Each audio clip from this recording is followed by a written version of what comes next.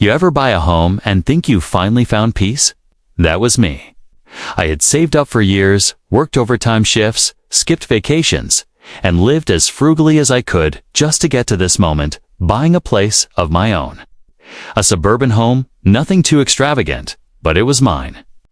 It had a neat little yard, enough space for a small garden, a patio where I could set up my grill, and a fence that gave me the kind of privacy I had always wanted. After years of cramped apartments and noisy neighbors, this was it. My dream was finally real. Of course, no dream is ever perfect. The house was in a neighborhood that came with an HOA. At first, I told myself it was no big deal. You hear stories online about terrible HOAs, the kind of organizations that make rules about what color curtains you can have, or how many times a week you're allowed to park your car in the driveway. But I thought maybe it wouldn't be that bad. Maybe this HOA was different. Maybe it would actually be helpful in keeping the neighborhood safe and looking nice. That illusion didn't last very long. On my first week living there, I was outside setting up a barbecue grill on my patio. I was hammering a little hook into the wooden post so I could hang a lantern when a woman appeared in my backyard. Just like that. She didn't knock on the door. She didn't call out from the street. She was just suddenly there, standing in my yard, arms crossed, watching me. She looked to be in her late 50s, sharp haircut, expensive glasses, and a little notepad tucked under her arm. She introduced herself as the president of the HOA, and without so much as a smile, she started telling me that grills weren't supposed to be visible from the street. She gestured toward my patio, then scribbled something down in her notebook. I stood there with a hammer in my hand, trying to process what had just happened. She hadn't asked to come into my yard. She hadn't knocked. She just marched in like she owned the place. I wanted to tell her to leave, but this was my first encounter with her, and I didn't want to cause trouble right away. So I nodded politely and said I'd take care of it. She smirked like she had just won a game and walked away. That should have been my first warning sign, but I brushed it off. I told myself maybe she was just passionate about her job. Maybe she was making sure the neighborhood looked good. I tried to give her the benefit of the doubt. Days passed, then weeks. I started noticing small things. A note taped to my front door telling me my trash bins were out too early. A warning letter in the mailbox about my grass being half an inch too long. Each note came signed with her initials. I began to feel like I was being watched. Couldn't even mow the lawn without feeling like she was somewhere nearby. Taking notes, then came the second time I caught her in my yard. I was inside one Saturday morning, sipping coffee, when I glanced out the window and nearly spilled it. There she was again, walking along the side of my house with her notepad, peering at the siding like she was a building inspector. I stormed outside and asked what she thought she was doing. She didn't even flinch. She told me she had the right to inspect any property in the neighborhood if she suspected a violation. When I asked her to show me where in the HOA guidelines it said that, she waved her hand dismissively and said she didn't have to. Then she walked away as if I didn't matter. That was the moment I knew this wasn't just about rules. This was about power. She wasn't enforcing community standards. She was using the HOA as her personal kingdom. And I had just moved into the wrong place at the wrong time. Over the next few weeks, it only got worse. I'd leave for work and come home to find fresh notes taped to my door. Sometimes she'd comment on things so small they were almost laughable. Your garden hose was left uncoiled. Your car was parked too close to the sidewalk. Oh gee. She even sent me a notice because the flowers I planted along my fence were not in accordance with community colors. Who even thinks like that? But the real breaking point came one evening when I was outside cleaning my patio table. I had my back turned when I suddenly heard footsteps behind me. I spun around, and there she was again, standing in my yard, notepad in hand, scribbling something down. I snapped. I told her she had no right to be in my yard without permission. I told her this was trespassing. She smiled, actually smiled, and said, "When you live under the HOA, you give us that right. You'll learn." Something about the way she said that chilled me. Like she genuinely believed she had authority over me inside my own fence. I felt angry, helpless, and humiliated all at once. I wanted to slam the gate shut in her face, but I knew that would just give her an excuse to write me up again. That night, I lay in bed, staring at the ceiling, replaying her words. "Oh, you'll learn." That's when I decided I wasn't going to be her victim anymore. I was going to fight back. And the first step was simple. If she thought she could come into my yard anytime she wanted, then I was going to catch her in the act. The next morning, I drove to the electronics store and bought a full set of outdoor security cameras. High definition, motion detecting, night vision cameras. I spent the whole weekend mounting them around the property, 2 in the backyard, 1 at the front door, and 1 overlooking the side gate. I made sure they were obvious enough that anyone snooping around would notice them. I wanted her to know I was watching now, just like she had been watching me. At first, nothing happened. A few days went by quietly. I wondered if maybe she'd gotten the message. But then, late one night, my phone buzzed with a notification from the camera app. Motion detected in the backyard. My heart skipped. I opened the feed, and there she was. The HOA president, in the middle of the night, creeping through my yard. With a flashlight peeking at my patio furniture. Crouching down to inspect the fence posts, writing things in her notebook. I sat there staring at the screen in disbelief. This wasn't just a nosy neighbor. This was someone obsessed. Someone who thought she had absolute control. And I had just caught her red-handed. I sat frozen in my chair, staring at my phone screen as the security footage played out in real time. There she was, the president of the HOA, sneaking around in the dark like some kind of burglar. She wasn't just passing by. No, she was stopping, crouching and shining her flashlight at things that made no sense. She was studying my flower beds, peeking under my grill cover. Even tugging at the latch of my side gate like she was testing it. I could feel my blood boiling, but at the same time, I was oddly calm. For weeks, I had felt paranoid, like maybe I was imagining things. Maybe I was being too sensitive. But now I had proof. Cold, undeniable proof that she wasn't just doing her job. She was trespassing, snooping, violating my privacy. I let the footage run until she finally slipped back out through the gate. She didn't even try to hide. It was as if she genuinely believed she had the right to be there. When the timestamp hit 2:07 a.m., the camera finally stopped recording her. I didn't sleep much that night. My head was spinning with questions. What was she looking for?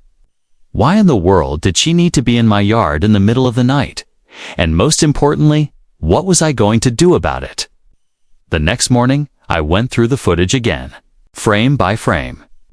Every movement she made, every angle she looked at, every scribble in that ridiculous notebook of hers.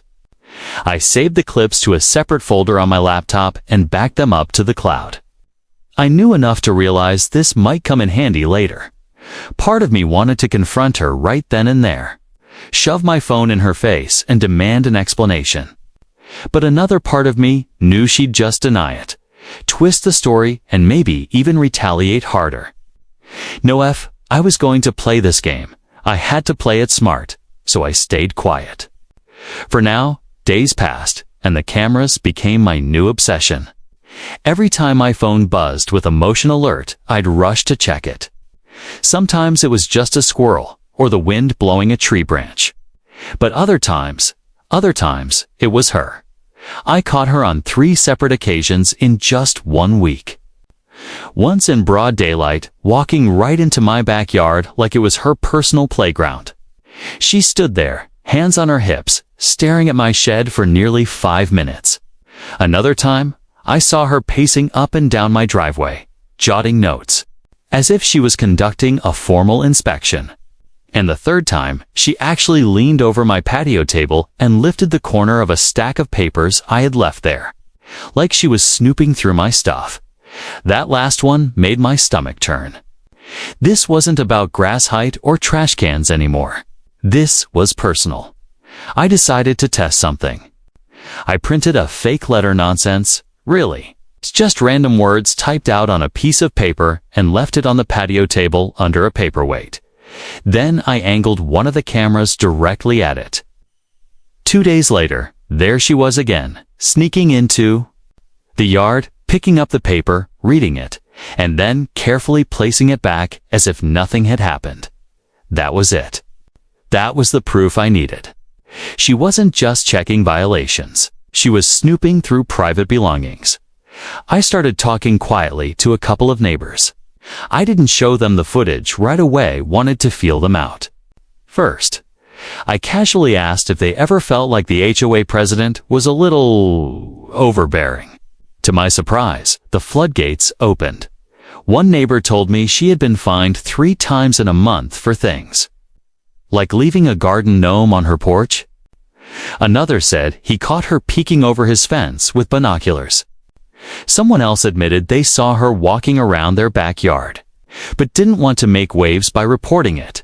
It was like everyone was afraid of her, but nobody wanted to be the first to take her down. She had built this reputation as untouchable, and the HOA board, made up of her little circle of friends, always backed her up. But I wasn't afraid anymore. Not with the footage I had. One night, I stayed up late reviewing everything I had collected. Hours of footage, multiple incidents, all neatly time-stamped and saved. I knew I couldn't just sit on it forever. I had to act. I drafted an email to the HOA board, attaching a few of the clips. Nothing too explosive, yet just enough to show she was trespassing. I kept my tone calm and professional, asking if this kind of behavior was standard procedure. I hit send and waited. The reply came the next evening, and it was exactly what I expected: a brush-off. They told me the president was within her rights to conduct inspections and that I should familiarize myself with the bylaws. They even had the nerve to warn me about potential fines if I failed to comply with community standards. I sat there staring at the screen, fists clenched. They weren't going to help. They were protecting her. But that was fine. If the board wanted to ignore me, I'd just have to escalate. I decided to start sharing the footage with the neighbors I trusted. I invited a couple over one evening and showed them the clips on my TV. Their jaws dropped. They couldn't believe what they were seeing: our HOA president creeping through my yard in the dead of night, rifling through papers, acting like a stalker. Word spread quickly. Soon, more neighbors were knocking on my door, asking to see the footage.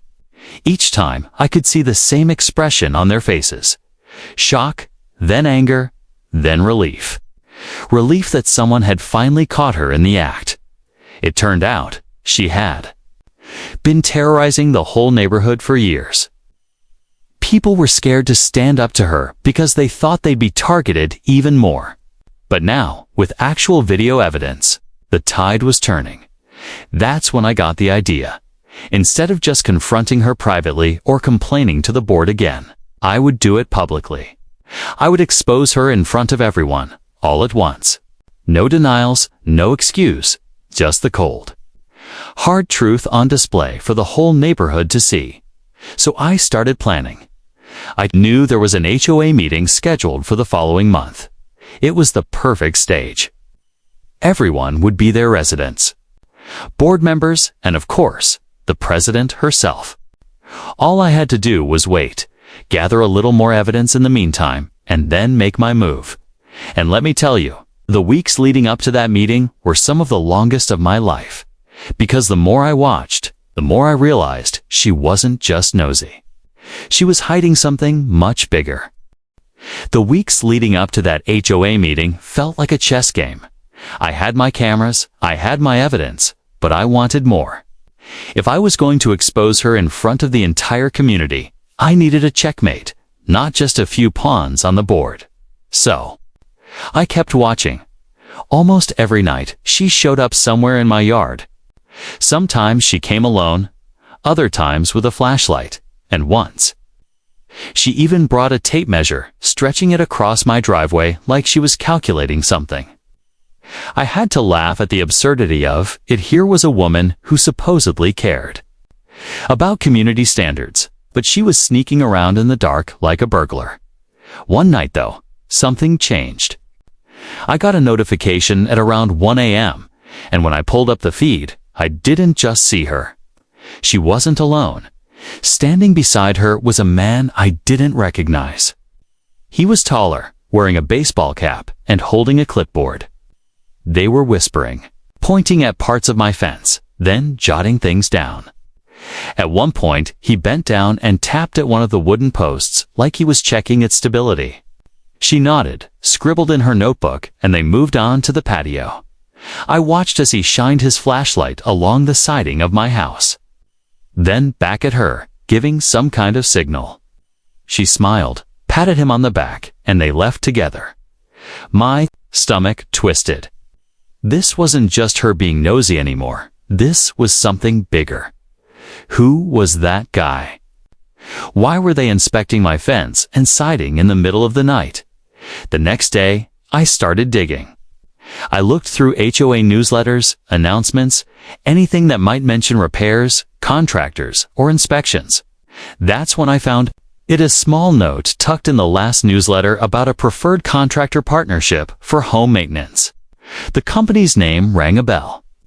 I looked it up, and sure enough, the owner's photo was the same guy I saw on my camera footage. It all clicked. She wasn't just harassing homeowners for fun. She was building a racket. She'd inspect people's homes, claim there were violations or damages, then funnel the work to her buddy's company for profit. I felt my anger boil all over. Again, but this time it wasn't just personal. It was about the whole neighborhood. How many of my neighbors had been forced to pay for bogus repairs because of this little scheme? How many thousands of dollars had she pocketed through fines and mandatory work? I knew then that my plan for the HOA meeting wasn't just about exposing her trespassing. It was about exposing the entire operation. In the meantime, though, I had to act normal. I kept my mouth shut around her, nodded politely when I saw her walking down the street, and even pretended not to notice when she taped another ridiculous warning on my door. But inside, I was burning with anticipation. One afternoon, while mowing the lawn, my next-door neighbor walked over. He was a quiet guy, retired, always polite but not very talkative. He leaned against the fence and said, "I heard you've got videos." I shut off the mower, wiped the sweat from my forehead, and nodded carefully. "Depends who you heard that from." He glanced around, lowered his voice, and said, "She fined me $2,000 last year for a so-called fence violation. Claimed it wasn't up to code. Forced me to hire her contractor.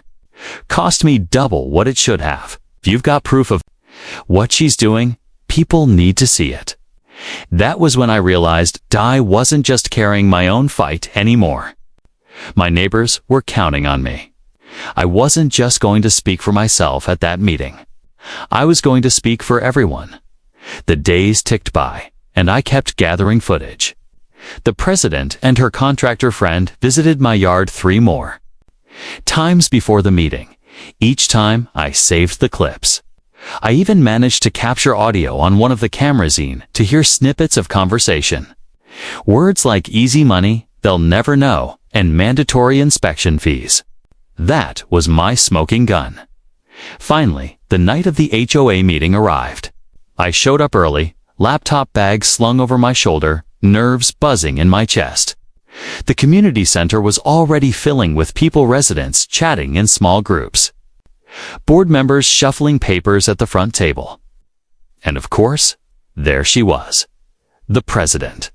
smiling, shaking hands, acting like she was queen of the castle.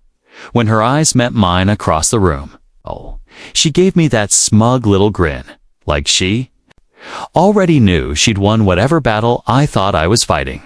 I just smiled back. She had no idea what was coming.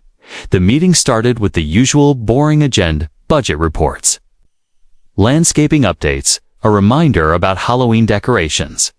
I could barely hear any of it over the pounding in my ears. Finally, the floor was opened for resident concerns. I raised my hand. Her eyes flickered with annoyance, but she nodded. "Yes. Do you have a concern?" she asked, her voice dripping with false politeness. I stood, unzipped my bag, and pulled out my laptop. "Yes, I do. It's about privacy, trespassing, and misuse of HOA power." The room went quiet. All eyes turned toward me. I set the laptop on a table, connected it to the projector. Thankfully, the community center had one and opened the folder of videos. Her smile faltered. The first clip played. There she was, 2 a.m., flashlight in hand, creeping through my yard. Gasps erupted around the room. People leaned forward, whispering to each other, pointing at the screen. I clicked. To the next clip, her snooping through the fake letter on my patio table. More gasps, then murmurs of outrage. By the third clipper, with the contractor inspecting my fence at night, the room was buzzing with anger. Someone shouted, "That's my guy. She made me hire him." Another neighbor stood up and yelled, "She did the same thing to me." I let the audio clip play, the one where she and the contractor talked about easy money. That sealed it. The room exploded. She shot up from her seat, red-faced, sputtering. "This is out of context. He was just advising me." But nobody was buying it. People were shouting, demanding answers, accusing her of scams and harassment. Board members were exchanging panicked looks. I stood calmly, hands folded, and said, "This is not about community standards. This is about corruption. This is about abuse of power. This is about an HOA president who thinks she owns our homes and our privacy. And I, for one, won't stand for it anymore." The room erupted in applause. For the first time since I moved. There, I didn't feel like I was fighting alone. And for the first time since she became president. She looked rattled. But she wasn't finished yet. Oh no, she had one last card to play. The room was still buzzing with voices, neighbors talking over each other, demanding answers, demanding justice. The president stood there, frozen, her face bright red, mouth opening and closing like she couldn't decide whether to scream or deny everything. Finally, she slammed her palm down on the table and shouted, "Enough." The room quieted a little, though people still muttered under their breath. She adjusted her glasses, straightened her shoulders, and put on that fake authoritative tone she loved so much. "This is an outrageous violation of my privacy. You cannot record me without my consent. These videos are inadmissible, irrelevant, and frankly, illegal. This is harassment. This is a witch hunt." I almost laughed. Illegal. She was the one trespassing in my yard, snooping through my things, colluding with a contractor. But I kept my face calm, my voice even. These cameras are on my property. They record my yard, my driveway, my patio. If you happen to trespass onto my property, that's on you. And as for harassment, I think the footage speaks for itself. Her eyes darted toward the board members, silently pleading for backup. One of them cleared his throat and said weakly, "Perhaps we should table this discussion for later." But before he could finish, the room erupted again. "No, we want answers now," someone shouted. Another resident stood up and said, "She fined me $500 for a chipped paint spot," said I. "Had to hire her contractor to fix it. As proof she's been running a scam." The board members exchanged nervous glances. The president's mask of control was slipping fast. But then she smirked. That same smug smirk I'd seen too many times before, and pulled a folder from her bag.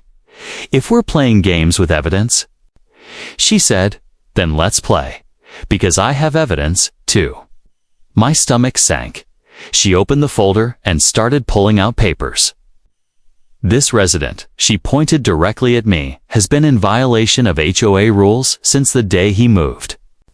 Grills visible from the street, trash bins out of compliance, lawn improperly maintained, unauthorized modifications to his property, and failure to respond to multiple written warnings. He is facing over $2,000 in accumulated fines, which will result in legal action if unpaid." She held the papers high, shaking them for everyone to see, like she was some kind of prosecutor. "This man is a habitual violator.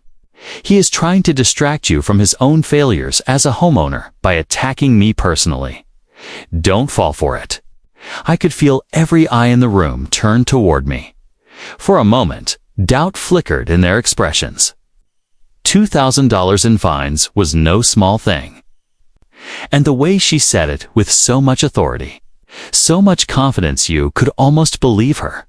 Almost. I took a deep breath, steadied myself, and said, "Funny you bring that up, because I kept every single notice you left me. Every ridiculous warning, and I've got them right here." I pulled a folder from my bag, my own collection of her nonsense. I laid them out on the table for everyone to see. Notes about a garden hose left uncoiled. Notes about flowers being the wrong color. Notes about my grass being half an inch too long. Petty, absurd rules that had nothing to do with community, safety, or property value. $2,000 in fines, I said, because I planted the wrong kind of flowers and left my trash bin out one afternoon. Meanwhile, she's sneaking into backyards at night, making shady deals with contractors, and lying to all of you about her authority. The neighbors leaned forward, scanning the papers, whispering to each other. The absurdity of it was plain as day. Someone laughed out loud. Another said, "This is ridiculous." The president's face hardened. "You're all being manipulated. This is a smear campaign against me, against everything I've worked to build for this community. If you let this man get away with this, our neighborhood will descend into chaos." But her words weren't landing anymore. The tide had turned. The neighbors weren't afraid of her now. They were angry. One by one, people started standing up, telling their own stories. A woman in the back said the president forced her to repaint her front door twice in 1 year because the shade wasn't right. A man shouted that he had been fined for leaving a basketball hoop in his driveway overnight. Another neighbor said he was charged nearly $3,000 for a fence replacement done, of course, by the same contractor in the videos. The board members looked overwhelmed, flipping through notes, whispering to each other, trying to keep up with the avalanche of accusations. Finally, one of them spoke. I think we need to call for a vote." The president's head snapped toward him. "A vote? You can't." But the murmurs in the room grew louder. People were nodding, clapping, shouting, "Yes, vote, vote." For the first time since I moved into the neighborhood, the power wasn't in her hands. It was in ours. The board huddled together for a moment, then announced, effective immediately, "We are calling for a motion to remove the current HOA president from her position." The room erupted. Applause, cheers, voices raised in triumph. The president shouted, waved her hands, tried to silence them, but it was useless. Her voice was drowned out by the sound of the very people she had ruled over for years. I watched her face as it all fell apart. The fury, the disbelief, the realization that she had lost. And I'll be honest, there was a part of me that enjoyed every second of it. But even as she packed her folder and stormed out of the meeting, I knew this wasn't the end. Because someone like her doesn't go down quietly. She'd be back one way or another. And when she came back, I had to be ready. The HOA president stormed out of that meeting like a thundercloud, her heels clacking against the floor, her folder clutched to her chest.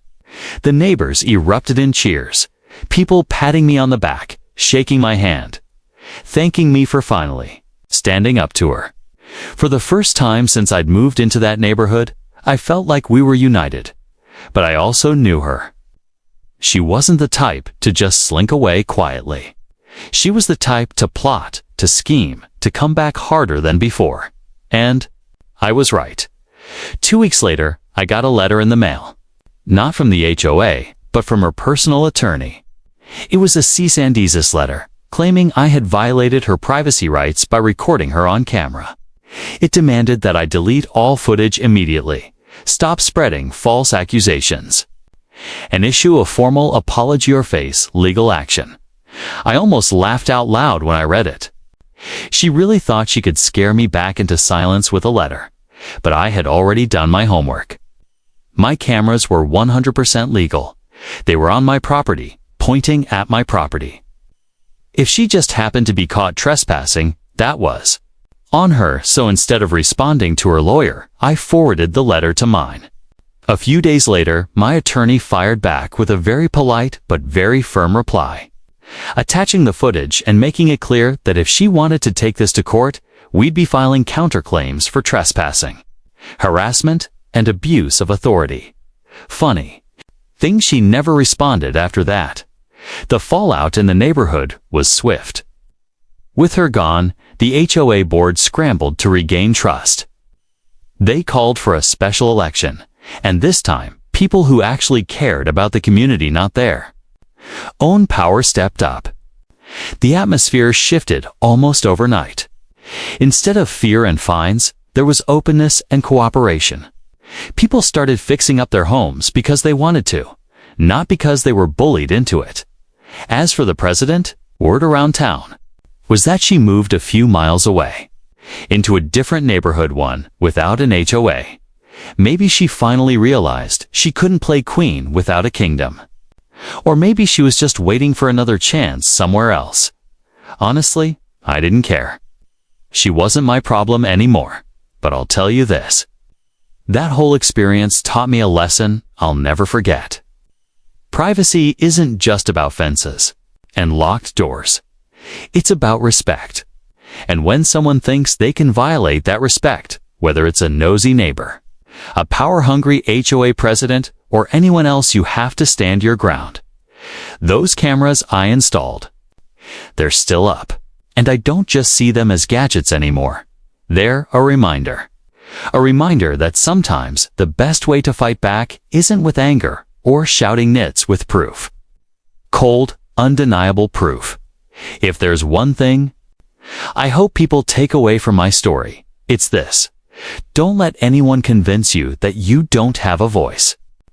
Don't let anyone make you feel powerless in your own home, because at the end of the day, your home is supposed to be your safe space. And if you don't stand up for it, nobody else will. So yeah, maybe the HOA president thought she could walk into my yard whenever she wanted. Maybe she thought she could control me with fines and intimidation. But what she didn't count on was me fighting back. And in the end, the cameras didn't just expose her. They exposed the truth. And that's the story of how I went from being bullied by an HOA president to exposing her in front of the entire neighborhood. If you've ever dealt with an HOA nightmare or a neighbor who thought they had too much power, you probably know how satisfying it feels to finally turn the tables. Thanks for listening to my story. If you enjoyed it, don't forget to like, share, and subscribe for more stories like this one. And remember, always protect your peace, your privacy, and your home.